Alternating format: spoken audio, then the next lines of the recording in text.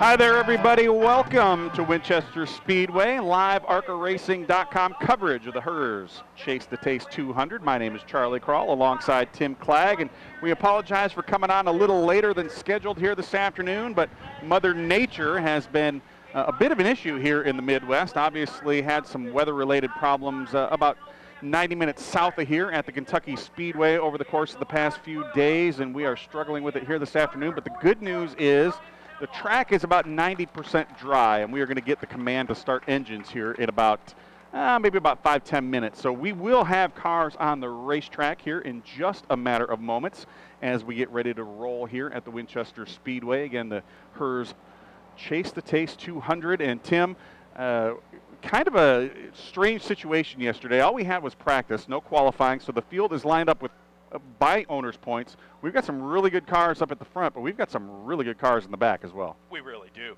Looking at one of those cars is Kyle Weatherman, the 15-year-old who is making his third ARCA Racing Series start.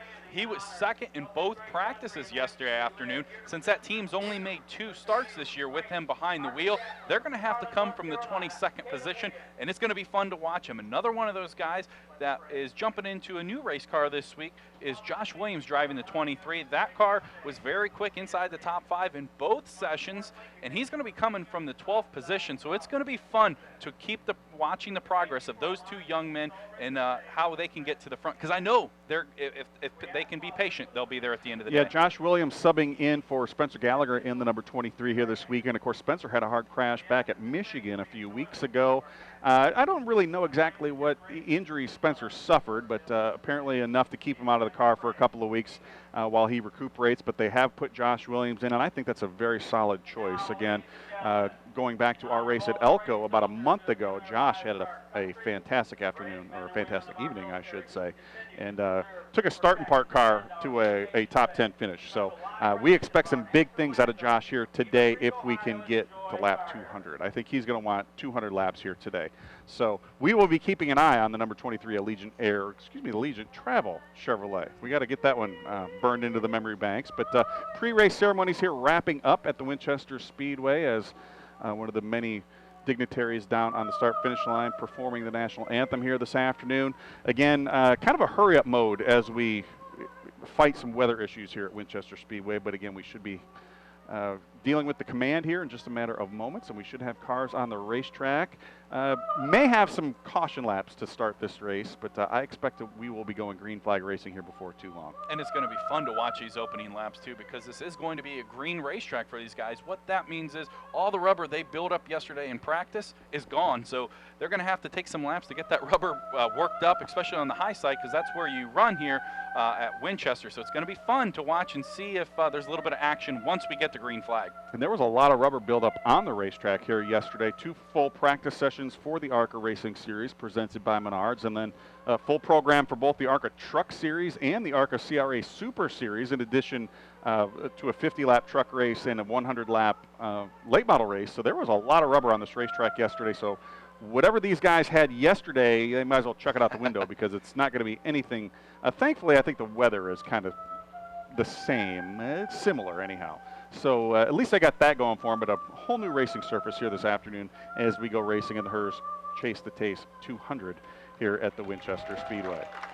In looking at that race, you said that happened yesterday. 3 drivers are pulling double duty here this weekend. The driver that finished the highest of the guys that pulled double duty yesterday, 15-year-old Kyle Benjamin, and he's going to be on our radar all afternoon. This young man has been successful everywhere he's raced, and especially his first start with ARCA Racing Series back at Mobile, where he finished runner-up.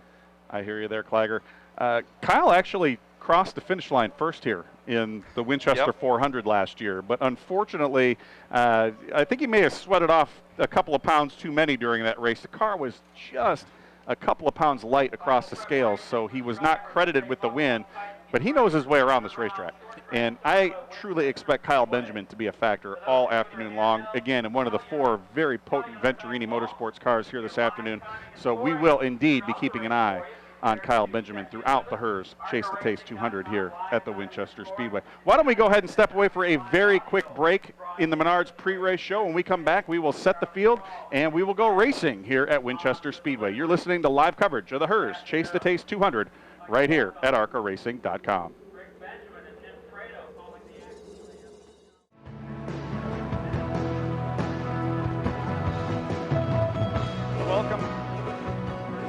Welcome back to ARCA Racing Network live coverage of the Herr's Chase the Taste 200 here at the Winchester Speedway. Charlie Krall alongside Tim Clagg, and engines have been fired down on the grid.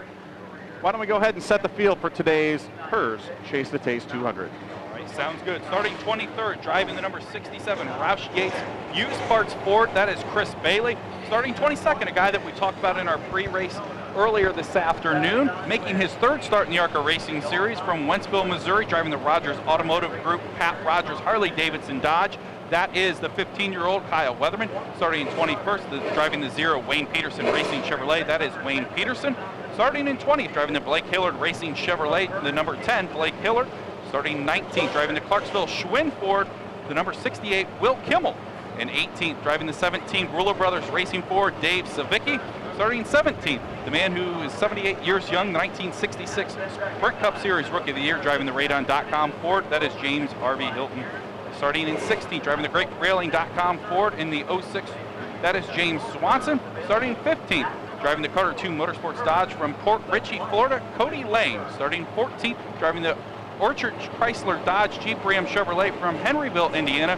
That is Darrell Basham. Starting in 13th, sitting 8th now in points from Sunfield, Michigan. That is Roger Carter. Starting in 12th, man, we talked about also in our pre-race, stepping in for Spencer Gallagher this week from Port Charlotte, Florida. That is Josh Williams. And starting 11th from Mobile, Alabama, driving the Realtor G-Force Racing Chevrolet. That is Thomas Prater. Top 10 starters here this afternoon. Brad Lloyd will roll outside of row number 5 here this afternoon. Brad out of Napa, California. In the number 69, Steve Flynn Attorney Ford. Milka Duno will start 9th here this afternoon. Milka in the number 35, Can TV Milka Way Toyota. Brennan Poole back with us here in the ARCA Racing Series this weekend. Of course, Brennan picking up the win at Michigan a couple of weeks ago. Brennan will start 8th in the number 55 Break the Cycle Toyota. Mason Mitchell starting 7th this afternoon in the number 99 Happy Cheeks Reliance Tool Ford. Justin Boston going to fire off 6th this afternoon in the number 25's Loop Computer and Electronics Recycling Toyota. While Austin Wayne Self makes a start here in the ARCA Racing Series. Austin will start 5th here this afternoon in the AM Technical Solutions Dodge. Tom Hessert, winner earlier this season at the Salem Speedway, will start 4th in the number 77 Barbers Autoland Dodge, while Kyle Benjamin, guy we talked about just a few moments ago, will start outside row number 2. Kyle in the number 15 Venturini Motorsports Chevrolet. Front row starters here this afternoon. Outside row 1, Mason Mingus in the number 32 Diamond Equipment 811 Call Before You Dig Toyota. And up on the front row, up on the pole, due to sitting number 1 in the owner points, will be Frank Kimmel in the number 44 Ansel Menards Toyota. Of course, Frank, a 2-time winner here in the ARCA Racing Series presented by Menards so far in 2013. Here the field rolling by as we're kind of out in the open here this afternoon, so it's going to be a little noisy if you're joining us here on ARCARacing.com. We certainly appreciate you tuning in and spending your afternoon with us here today.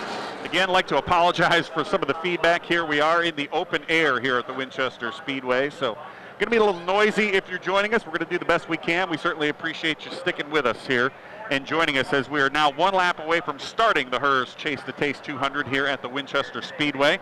Starter has the green flag in hand. Unfortunately, he also has the caution flag in hand, but we will start counting laps this time around. Hopefully we won't burn too many of them off before we do go green flag racing. Pretty good crowd on hand here that has battled the weather.